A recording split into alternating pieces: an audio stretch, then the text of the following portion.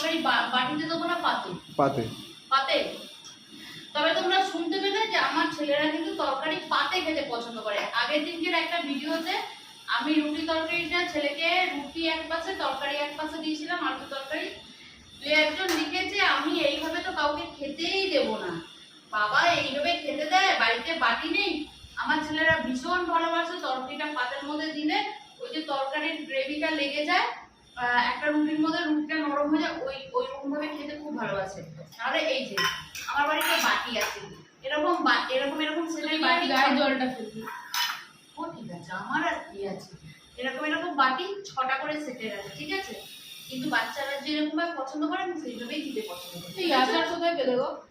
আচার কোথায় পেলাম মানে বয়ে ভর্তি ওপর অতগুলো আচার। চলো আজকে সকালে টিফিন দেখো, এখানে আছে হচ্ছে ছোলার ডাল আর আলু দিয়ে একটা তরকারি, এর সাথে লুচি ভীষণ ভাবে জমে যায়। কিন্তু দেখ লুচি খাবো না, এই করেছি হচ্ছে পরোটা, ঠিক আছে।